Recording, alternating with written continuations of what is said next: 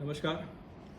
આપ સર્વે જાણો છો તેમ આ વર્ષે કચ્છ જિલ્લામાં ખૂબ ઓછો વરસાદ નોંધાયો છે અને આ પરિસ્થિતિમાં પશુઓ માટે ઘાસચારાની પણ મુશ્કેલી ઊભી થયેલી છે, જે બાબત રાજ્ય સરકારના ધ્યાનમાં અત્રેથી લાવવામાં આવી હતી.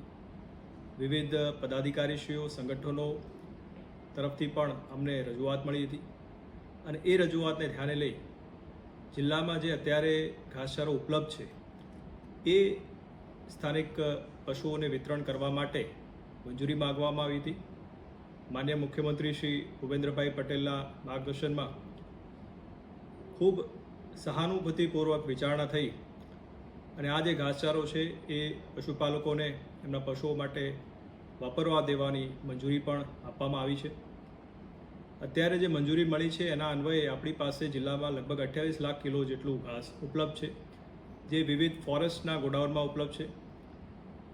આને વિતરણ કરવા માટેની એક સુવ્યવસ્થિત આખું આયોજન જિલ્લા સ્તરે કરી લેવામાં આવ્યું છે, જેના બાબતે ખાસ જે પશુપાલકો છે એમને મારી વિનંતી છે કે આપના ગામના જે તલાટીશ્રી છે એમની પાસે જે ઘાસચારાની આપણી માગણી છે એની અરજી આપ ત્યાં આપી દેશો. તલાટીશ્રી તરફથી જરૂરી વેરિફિકેશન કરવામાં આવશે.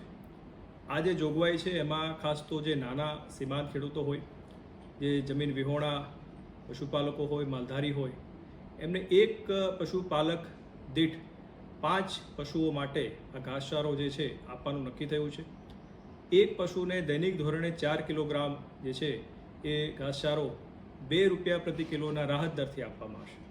આના માટે જે પણ ઘાસ ગોડાઉનો નક્કી થઈ રહ્યા છે એ સ્થળેથી આ પશુપાલકો પોતાના પશુઓ માટેનો ઘાસચારો મેળવી શકશે.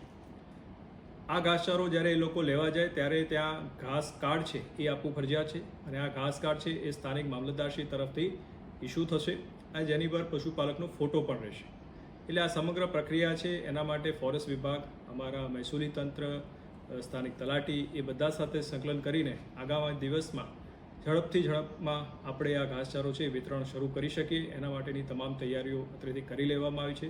પશુપાલકોને પણ ખાસ વિનંતી છે કે જ્યારે પણ આપ ઘાસ ગોડાઉન પર જાઓ ત્યારે સ્થાનિક તંત્ર તરફથી જે પણ વ્યવસ્થા ગોઠવવામાં આવી હોય એમાં સહકાર આપશો, તેથી કોઈપણ પ્રકારની એ વ્યવસ્થા ન થાય અને દરેક પશુપાલકને એના સેટિસ્ફેક્શન પ્રમાણે આપણે ઘાસચારાનું છે એ વિતરણ કરી શકીએ.